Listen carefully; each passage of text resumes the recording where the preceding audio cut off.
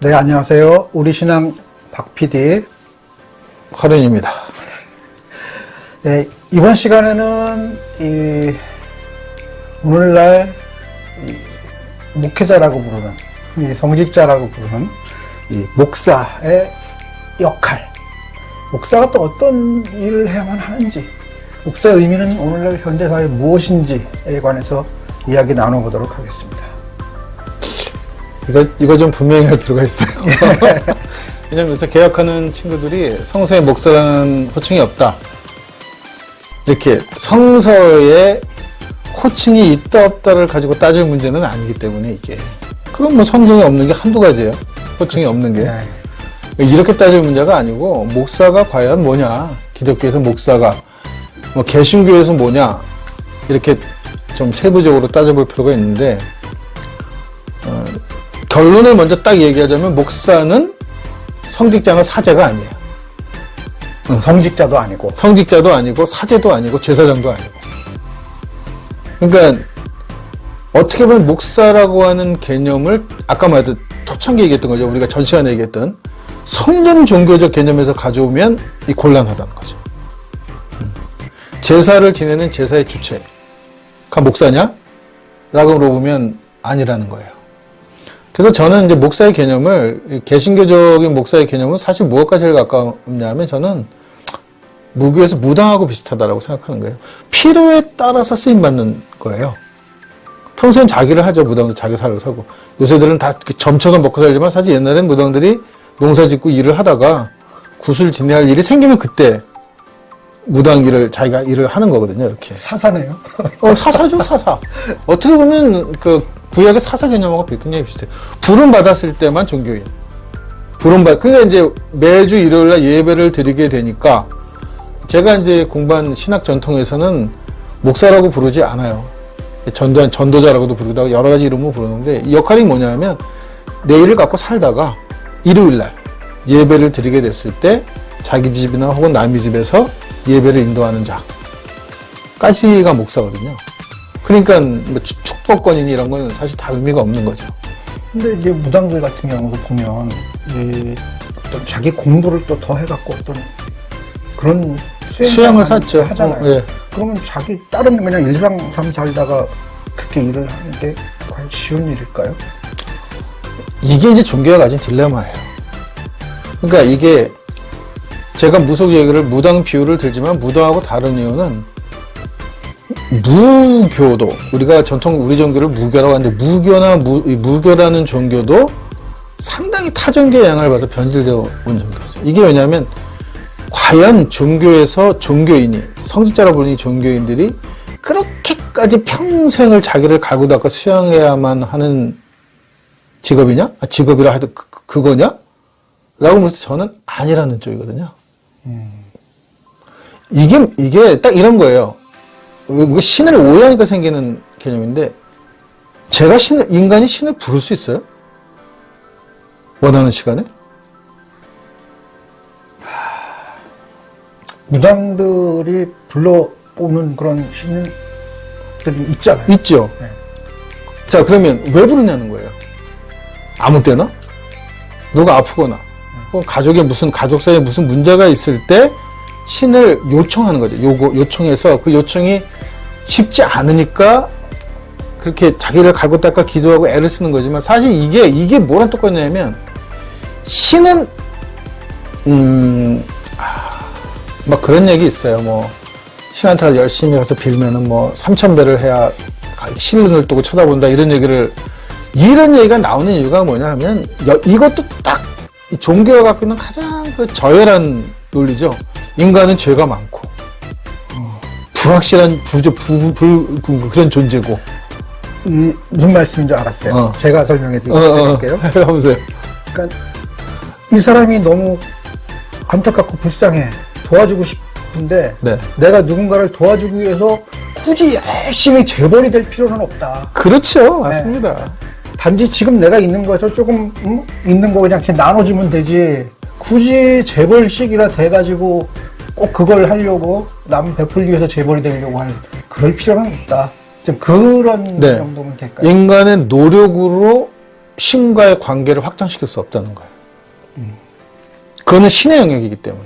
예, 그러니까는 굳이 그렇게까지 할 필요가 없다. 그쵸. 지금 내가 있는 깜냥껏 내 삶 안에서 네. 내가 감당할 수 있는 안에서 하면 되는 거예요. 욕심 부리면 망하는 거죠. 무조건 욕심 부리면 망하는 거예요. 그러니까 성서도 그렇고 어느 종교나 욕심을 굉장히 경계하는 이유가 그거거든요. 그래서 그러면 이제 목사라고 하는 이 업도 자기의 어떤 흔히 요즘 얘기하는 자비량 목회가 뭐 어떤 하나의 원형이다 아니면 본질이다 뭐 그렇게 볼 수 있죠. 그렇게 뭐 그렇게 그럼 목적으로까지도 보시는 건가요? 네네네. 목적으로 목적으로까지도. 왜냐하면 그런 방향- 종교가 목적이면 안 돼요. 네, 그런 방향으로 가야 예, 된다. 인간은 태어나서 내 밥벌이를 하고 내가 이웃에게 폐를 끼치지 않고 적어도 남한테 도움을 못 주더라도 남의 피해를 끼치지 않는 범위 안에서 내 삶을 영위하는 게 당연한 임무예요. 인간은 태어나서. 남한테 짐이 되면 안 되죠. 근데 목사가 예를 들어 성직자라고 일을 아무것도 안 해. 그럼 짐이 되는 거잖아요. 그러니까 이 성전 종교, 성직자들이 자꾸 구약을 끌어오는 이유가 뭐냐면 모세는 그렇게 만들었단 말이에요, 구조를. 레위족은 너희는 일하지 마. 나머지 족속 일해서 너희 갖다 주면 너희는 그것 먹고 기도만 해. 성전 일만 봉사해. 이렇게 놀고 먹는. 근데 너희들 자기네 놀고 먹는다고 안 하죠. 우리는 신을 위해서 열심히. 그러니까 신을 열심히 생기는 해가 뭐예요? 그러니까 그냥 쓸데없이 그냥 자기를 수양하고 뭐 평생 토하면서 기도하고. 무슨 의미가 있냐는 거예요, 그게. 그러면 이제 어떤 그 뭐라 그럴까요? 종교적인 어떤 그 구조, 네. 지향해야 할 구조는 알겠는데 현실에서 그렇다면은 과연 목사를 하려고 하는 그런 식으로 가야만 한다면 목사를 하려는 사람은 거의 없어지겠네요. 그러니까 그거는 그래서 서구 기독교가 갖고 있는 문제가 여기 있는 거예요. 목사는 성직자는 우리 전통에서 우리 문화도 성직자는 내가 선택하는 게 아니고 신이 선택하는 거예요. 내가 하고 싶다고 해서 하고 내가 하기 싫어서 안 하는 게 아니고 그 일을 하라고 신이 부른단 말이에요. 이게 종교잖아요. 종교는 원래 신이 불러서 인간이 내 의지와 관계없이 신의 뜻대로 움직이는 그거를 종교라고 부르는 거지. 그게 종교적인 역할을 하고 그게 소위 말하는 전문가라는 의미가 그런 거잖아요. 이걸 전문가라고 부른다면 신의 음성을 듣고 들을 수 있고 신이 하려고 하는 얘기가 뭔지를 사람들에게 전할 수 있는 특별한 재주를 가진 사람을 신이 선택한 사람이 있다는 게 종교인 거죠. 그렇지 않고 그냥 일반적으로 그래서 그것이 있어야만 종교라는 거예요. 기독교는 그게 아니고 내가 선택하잖아요. 내가 일정 공부해서 내가 종교 그리고 나는 놀고 먹겠다는 거야.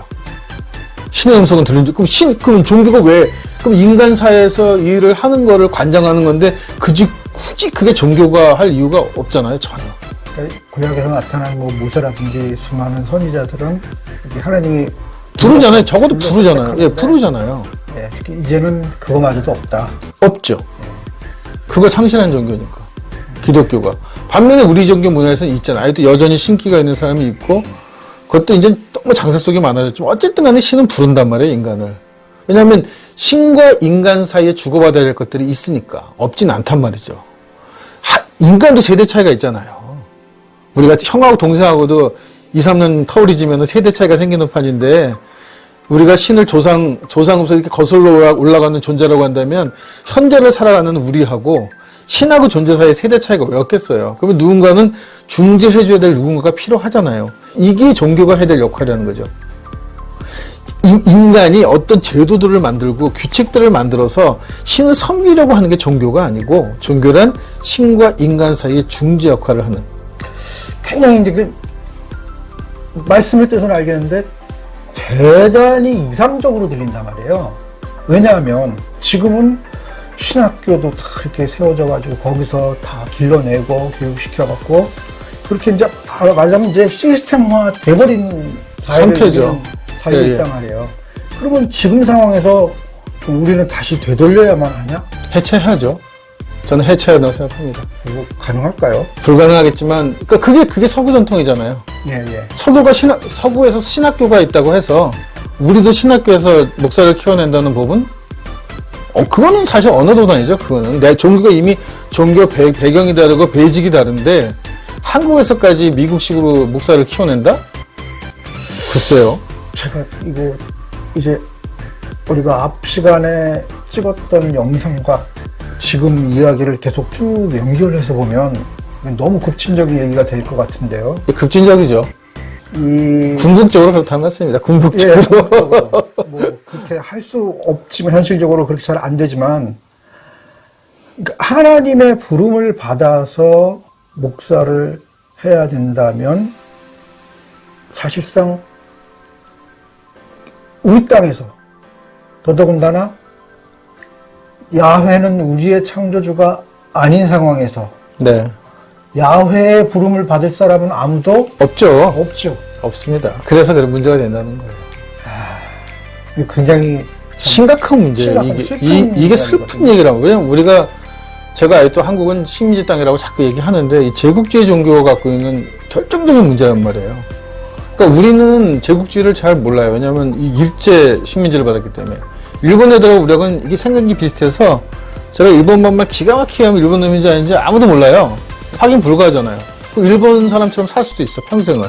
이름 바꾸고 숨어 살면 이름 싹 세탁하면 되는데 원래 제국주의 종교는 피부색으로 결정나는 거거든요. 백인과 흑인이라고 하는. 아무리 흑인이 날구겨도 백인이 되지 못해요.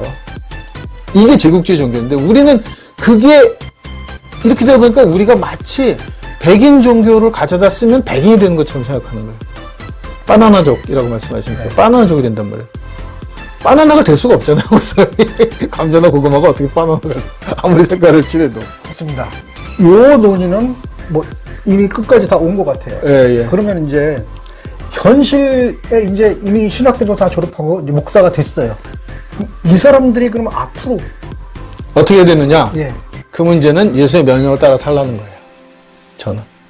자, 제가 말했듯이 이 예배의 대상이 우리 하늘님이라고 했을 때 예수는 기억하는 행위라고 한다면 기억하는 행위에 충실하라는 거죠.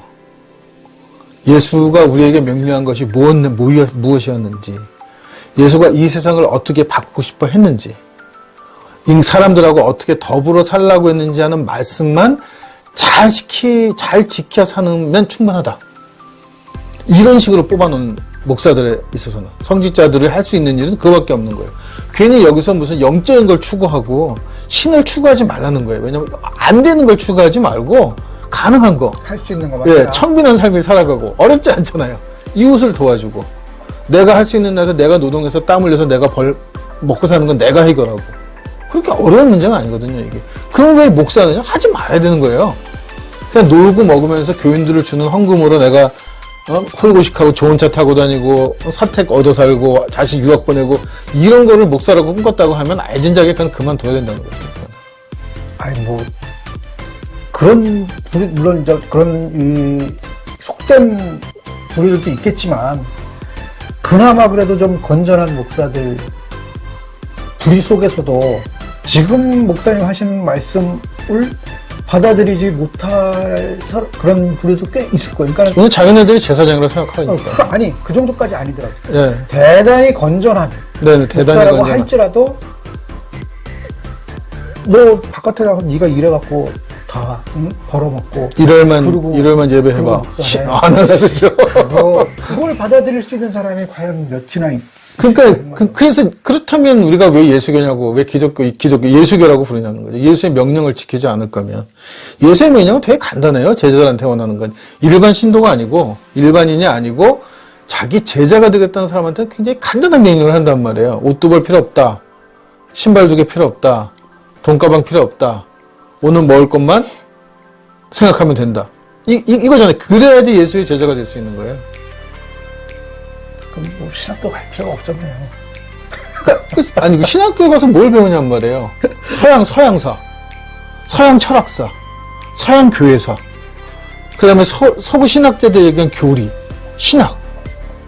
이거 배워서 이거 가지고 한국 사람하고 무슨 얘기를 하냐면. 그러니까 자기 자랑이지, 뭐. 나는 이거 배웠다. 학위가 이거 있어요. 그러니까 맨날 산에 가서 바람길에 들리는 하나님의 숨결 이런 헛소리나 스스로하면서 그게 마치 신앙인 것처럼 포장이 나오는 거죠. 아 이거 얘기 진행하기가 너무 힘들어지는데요. 여기서 더 나갈 수가 없을 것 같아요. 그러니까 이제 현실적인 문제로 돌아왔어. 이건 아까 제가 말대로 궁극적인 이상이라면 예. 현실적으로 목사라는 것이 목사들이 말고 상당히 많은 평신도들이 보시니까 평신도에 입장에서 목사는 특별하다고 보지 마라. 특히 개신교 전통에서는 만민사제라고 하는 선언 속에는 뭐가 들어있냐면 아까도 잠깐 말씀드렸지만 만민사제라는 것은 목사가 종교적인 행위를 하는 성직자가 특별히 필요한 종교가 아니라는 거예요. 기독교가 모두가 다 목사일 수 있고 모두가 다 평신도라는 거죠. 사제나 제사장이라고 부를 만한 특권을 가진 계급은 없는 것이 개신교라는 선언이에요.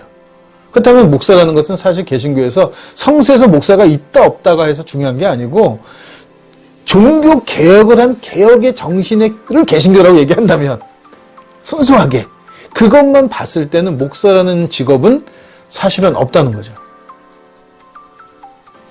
모임의 리더? 그러니까 어떻게 보면 이게 개신교가 되면서 이런 생각을 전파하는 전문가들이 쓰여진 거예요. 그게 목사인 거죠. 그렇게 얘기하더라고요. 이제 그 목사라는 그 단어 자체가 없다 보니까 그냥 거기서 뭐 가르치는 장로? 가르치는 장로라는 얘기 많이 하죠. 네. 뭘 가르칠까?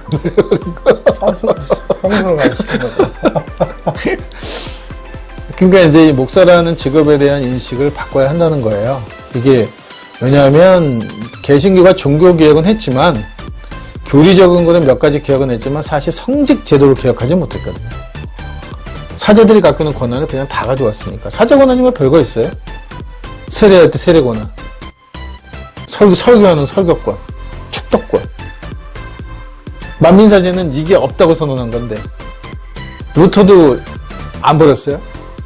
또 담임 목사만 하잖아. 그것도 부목사도 안 돼. 네. 안수받은 딴 목사 안 되고 담임 목사. 이게 무슨 말 같지도 않은. 이게 이제 성전종교 제사장 전통의 대제사장. 그 밑에 그러니까 제사장도 계급을 쭉 두는 거죠. 그래서 대라고 붙은. 그러니까 이제 저도 성공회 가서 깜짝 놀랐던 게 성공회는 개신교와 달리 앞에 이렇게 제단이 식탁이 있어요. 주의 식탁이라고 부릅니다. 이거는 다른 거는 다른 교회 안에 있는 모든 성물은 관할 사제가 축성해서 기도해서 성스럽게 만들 수 있는데 이거는 주교만 할 수 있어요. 왜냐면 이거는 주교 밥상인 거예요.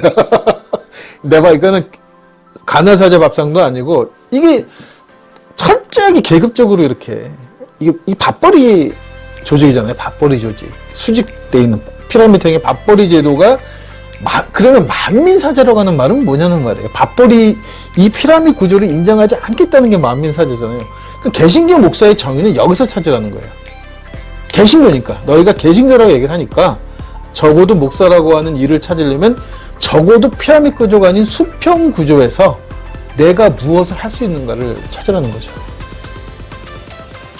참 고민을 많이 해야 될 것 같아요. 많이 해야 됩니다, 이거는. 오히려 이제 뭐 목사님 같은 경우는 이렇게 좀 말씀하시기가 굉장히 어떻게 보면 홀가분하죠. 저는 경제적으로 그렇게 돼 있으니까. 예. 근데 이제 그렇지 않은 사람들은 그 안에서 그래도 내가 뭔가를 목회자로서 추구해야 하는 것들을 잘 찾아 나가야 될 것 같습니다. 이건 과제인 것 같아요. 그거는 이제 목회자가 된 사명이고 책임감이 예. 있어야 한다는 거예요. 이게 뭐 이것이 답이다라고 제시하는 것이 아니라 예. 어쩌다 보니까 내가 이 길을 들어섰어. 뭐 그것까지 뭘 할 수 없어요, 저는.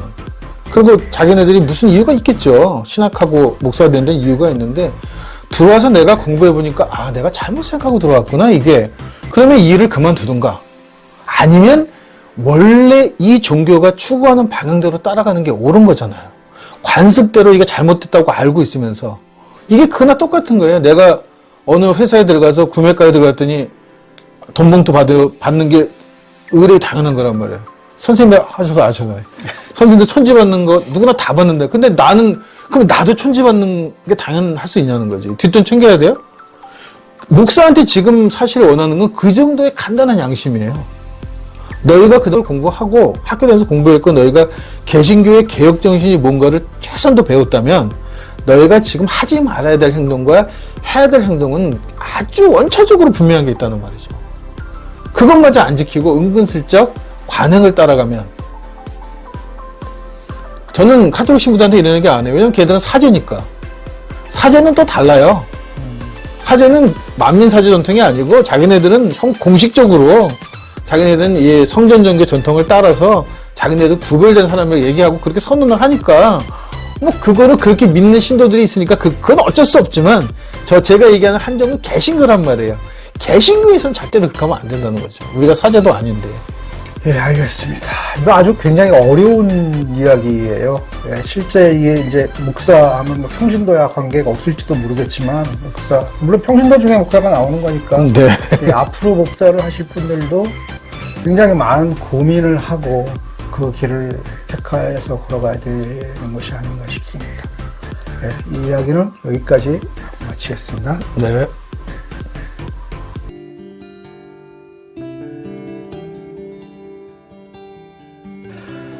예, 이번 시간에는 이 토착 신학적 관점에서 이 목사란 무엇인가, 목사의 의미에 대해서 이야기를 나눠보도록 하겠습니다. 그러니까 우리가 토착 신학에서 예배의 개념을 정의할 때 우리가 예배하는 대상은 하늘님, 우리가 전통도 하늘님. 그러면 여기서 이제 두 가지 갈림길에 쓰는 거예요. 소위 무교가 말하는 무등의 역할을 할 수 있을 것이냐. 근데 저는 개신교에서는 어렵다고 봐요. 왜냐하면 처음부터 그런 사람들이 목사가 된 것도 아니고 또 그동안의 쭉 전통이 그런 사람들이 목사가 되는 것을 의도적으로 차단해 왔고 그리고 설사 그런 능력이 있다고 하더라도 교회에서는 얘기를 못 꺼냈고 그러니까 이제 그런 것들이 편법으로 나타난 게 무슨 뭐 성령의 은사니 뭐 치유의 이런 걸로 이렇게 다른 방으로 표출돼 왔죠. 근데 이제 사실 그거는 어떻게 보면 기독교적인 것도 아니고 우리 전통적인 것도 아니고 그냥 이것도 사실 어떻게 보면 미국 교회가 갖고 있었던 그 교회 성장을 위한 하나의 편법으로 쓰였던 방법론이 들어와서 이 모양이 된 거란 말이에요. 성령 운동도. 자, 그럼 이것도 아니에요. 그러면 토착 신학에서의 목사라는 건 뭐냐면 그냥 저는 엄밀하게 딱 자신이 없으면 철저하게 이 예수를 기억하는 행위를 하는 자도 남아라. 토착 신학에서도 어쩔 수 없다 이거. 그렇지 않다면 내가 뭔가를 능력을 갖고 내가 신과 소통할 수 있는 능력이 있다면 해야 할 일이 있다. 그래서 이제 제가 이 성찬을 가지고 굉장히 많이 고민한 부분인 거죠 이게. 왜냐하면 사실 우리 문화에서는 성직자가 인간과 신을 연결시키는 교량 역할을 해줘야 돼요. 이야기를 전해줄 수 있어야 한다는 말이죠. 왜냐하면 신이 하고 싶은 얘기가 있고 인간들이 하고 싶은 얘기가 있는 것들을 전달해주는 역할을 해줘야 되는데 이 전달해주는 방법이 무교에서는 굿이에요. 굿이라고 하는 행위인데 예배는 굿은 아니거든요. 굿을 할 수도 없는 거고. 그러니까 이게 굉장히 어려운 난제인 거예요. 이게 숙제예요. 저한테도. 토착 신학의 가장 큰 숙제가 바로 이 부분이에요. 왜냐하면 이 종교적인 게 아닌 부분, 예수를 기억하는 행위로서는 서구 기독교가 남겨놓은 행태도 많고 뭐 그럭저럭 그냥 덤덤하게 아까 말하는 그 목사가 예수의 명령을 최소한도 따라 살면서 지키는 걸 살아가면서 할 수 있는 것들이 꽤 돼요. 반면에 종교적인 부분은 정말 없어요. 어쩌면 불가능할지도 모를 것 같기도 하고. 이거는 그 예배에서도 어느 정도 얘기가 나오긴 했었지만 목사가 굳이 이제 어떤 그런 종교적인 부분을 찾자면 네.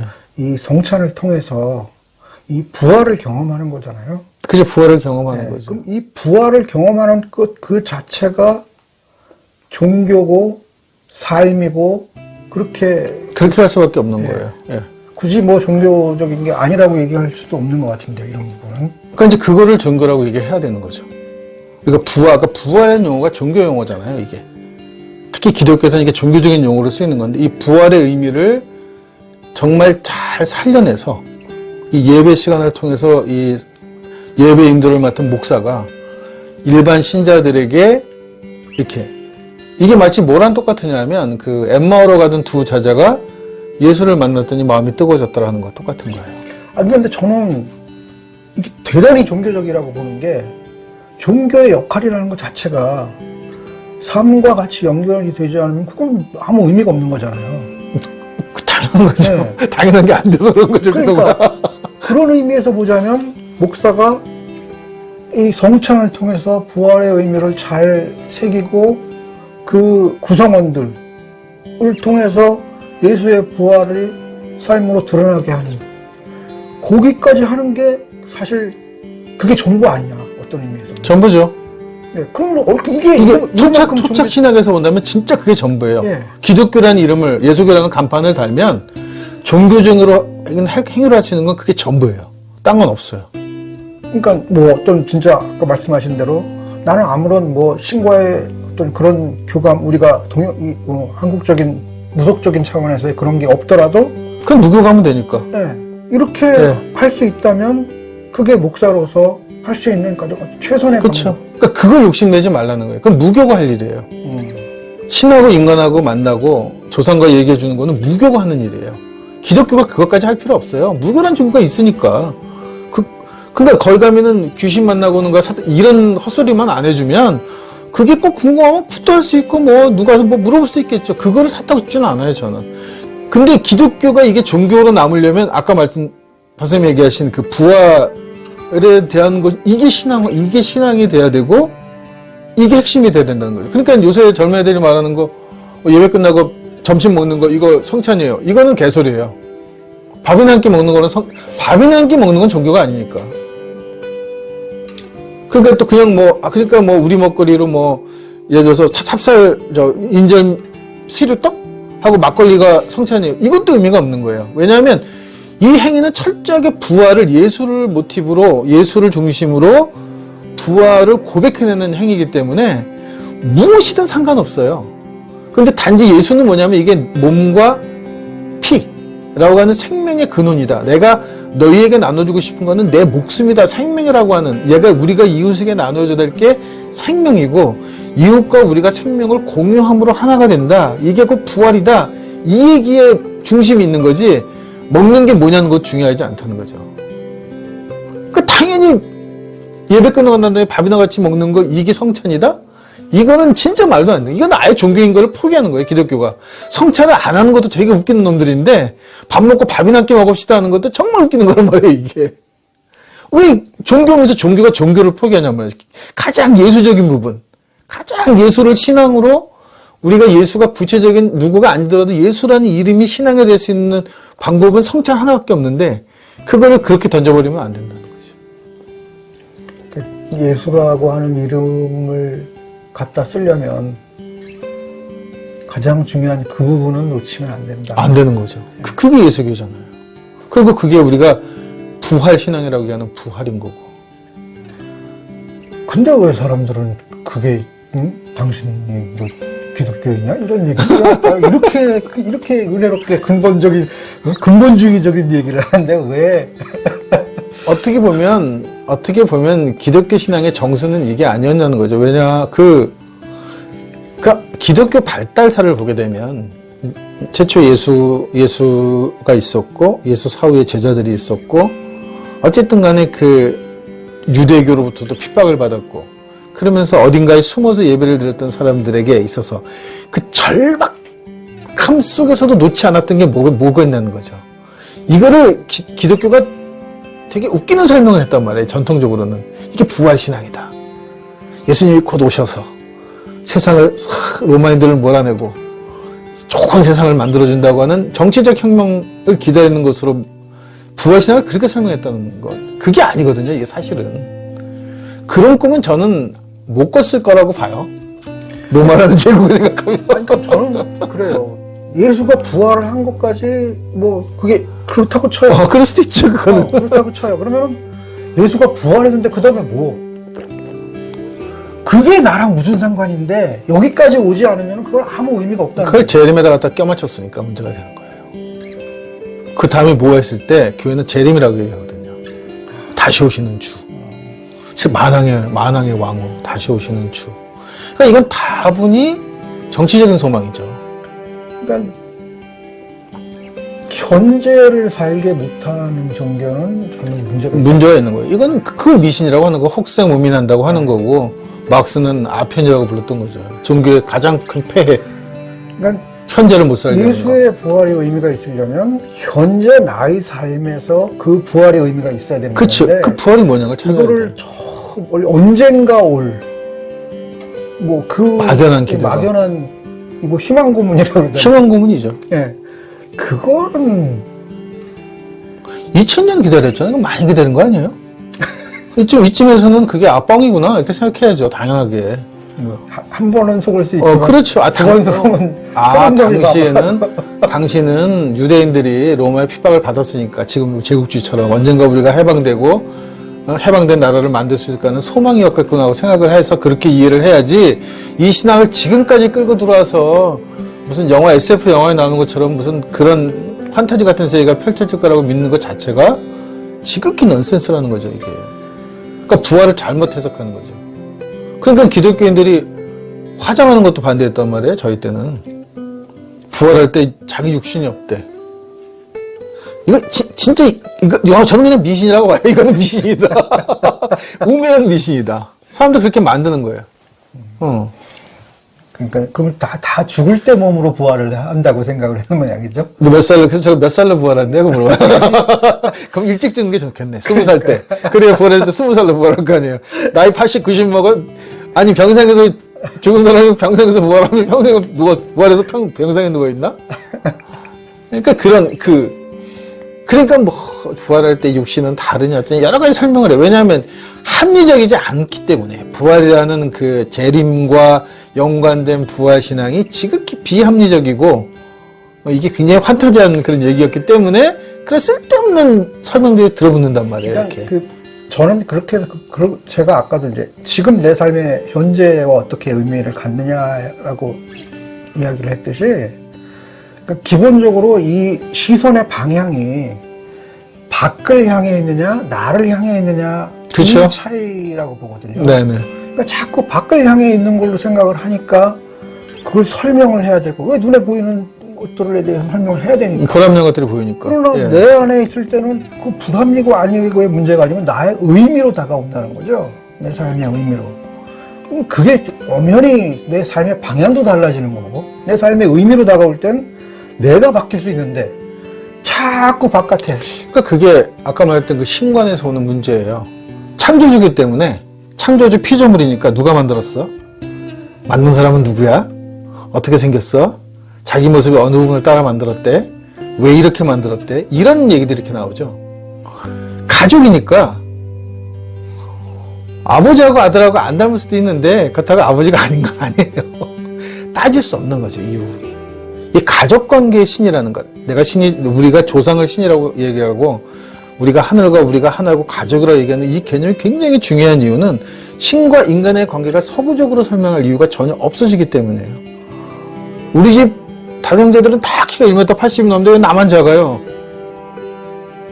창조주한테는 따질 수 있어요. 만들 때 뭐 빼먹은 거야 도대체? 나한테 뭘 안 집어넣어서 나는 이 모양이냐고 따질 수 있지만 사랑이 덜 들어가요. 그렇죠. 근데 아버지라고 했을 경우에는 이거는 랜덤이에요. 랜덤. 결국 어떻게 보면 신의 섭리는 랜덤인데 이 랜덤성을 이해하는 것이 곧 신앙이 이게 내가 믿음이라고 부르는 거잖아요. 내가 이렇게 태어난 게 중요한 게 아니라 이렇게 태어난 나는 어떻게 살아야 할 거냐가 더 중요한 거죠. 이 얘기를 할 수 있는 거는 가족이어야 돼요.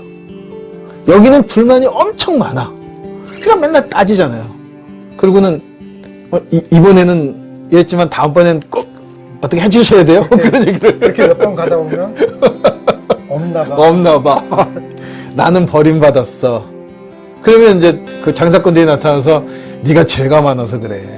회개하고 헌금 많이 내고 성실한 삶을 살면 신이 너를 다시 만들어줘. 그러니까 부활을 재창조로 의미했다는 거예요. 지금은 망가진 상태지만 언젠가는 신이 오셔서 예수가 다시 와서 재창조해준다. 다 쭉쭉빵빵으로 이렇게 다시 만들어준다. 이렇게 믿는 것 자체. 이거는 미신이에요. 종교일 수가 없는 거지. 희망 고문인 거고 종교가 아닌 거죠. 그러니까 그런 이제 아까 그 방향성도 제가 말씀드렸다시피 특히 이제 이 우리나라 이 한국인의 심성의 특징 중에 하나는 예를 들어 옛날에 이제 뭐 그 이기론이 있잖아요. 네, 이기론이요. 이기론이 있으면 이 동양이라고도 다 같지 않은 게 이 이기론을 이용해서 주로 중국 쪽은 우주론을 설명해요. 우주론을 설명합니다. 반면에 우리나라 사람들은 인성론을 설명합니다. 그 차이점이죠. 그러니까 그 방향성이 다르다는 거죠. 똑같은 이기론을 가지고도 물론 우주론이 없는 거 아니에요. 중국 애들도 인성론이 없는 건 아니지만 더 이제 많이 연구하는 그런 방향성이라고 하는 게 그렇게 다르다는 그러니까 거죠. 중국도 신화가 우리가 좀 다르잖아요. 예. 거기도 창조물이거든요. 피조물, 창조물 이런 개념이고 가족 개념으로 되어 있는 신화들은 좀 드물어요. 대부분 옥수수에서 태어나고 인간이 나무에서 태어나고 뭔가에서 뚝 떨어지고 이렇게 설명을 하는데 반면에 한국 신화는 한국의 그 신과의 인간의 관계성은 가족 개념으로 이야기했던 게 좀 독특하다는 거죠. 좀 특이한 속속인 거는 사실인 것 같아요. 특이하죠. 그러니까 유대인들이 아브라함의 하나님, 이삭의 하나님, 야곱의 하나님은 내 조상의 하나님이죠. 근데 우리는 조상이 그냥 하나님이에요. 우리 생각하면 아브라함이 하나님이고 야곱이 하나님이고 이삭이 하나님인 거죠. 그 차이점이 있단 말이에요. 그러니까 우상이라는 개념도 다르단 말이에요. 우리가 생각하는 우상이라는 개념하고 쟤네가 생각하는 우상이라는 개념 자체가 그러니까 종교적으로 우리가 쓰고 있는 용어들은 용어들에 대한 전반적인 해석을 다시 해야 되는 거예요. 토착신학에 와서는.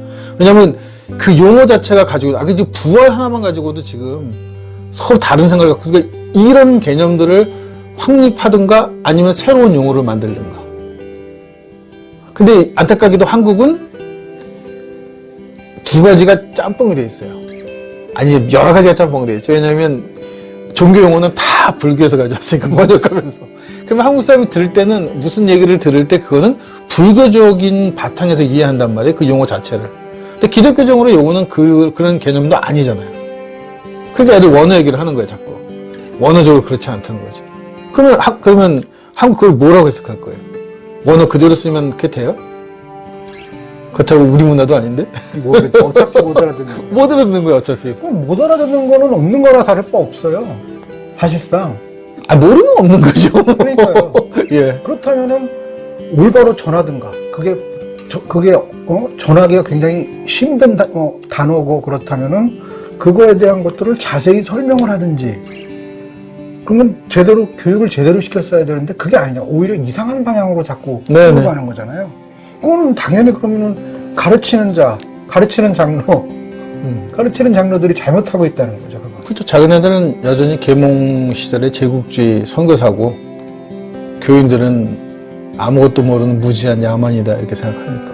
근데 그게 야만인끼리 모여서도 그 짓을 그러니까요. 야만인 안에서 그 짓을 하고 있으니까 그렇다고 정말 서구 기독교를 이해할 수 있느냐? 한국 사람이 서양 철학을 얼만큼 공부하면 서양 철학을 이해할 수 있을까요? 서양 사람들이 한국 철학에 대해서 아무리 안다고 그래봐야 거기서 거긴 거나 똑같은 거 아니겠어요? 오해의 여지가 굉장히 많은 거죠. 서로. 예. 요새 코로나 사태 때문에 세계 돌아가는 풍세를 보면 우리가 알고 있는 서구가 사실은 허구였다는 거죠. 그렇게 포장되어져 있는 거를 본 거지 서구는 그렇지 실질적으로는 우리가 서구를 모르는 거죠. 우리가 모르는 것만큼 걔네도 우리를 모르는 건데 우리가 서구 기독교를 이해하면 얼마나 이해하고 알면 얼마나 안 하는 거죠. 근데 왜 우리 종교를 두고 우리식 예배를 볼 수 있고 우리 예수를 고백할 수 있는 우리가 가장 그렇게 크게 설명하지 않아도 금방 납득이 되고 고개를 끄덕거릴 수 있는 거를 두고 왜 잘 알지도 못하는 서구 예수, 서구 교회, 서구 신학을 그냥 평생을 들급하면서 설명을 못해. 이게 저는 쓸데없는 낭비라는 거예요.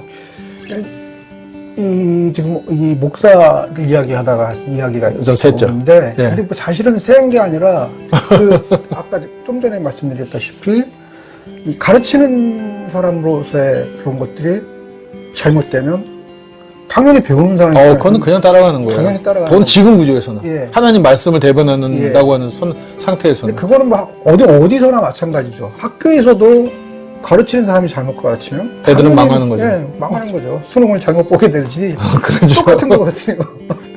그래서 이 가르치는 부분이 이 기독교적인 전반에 모든 것들에 다 영향을 미치게 된다는 거죠.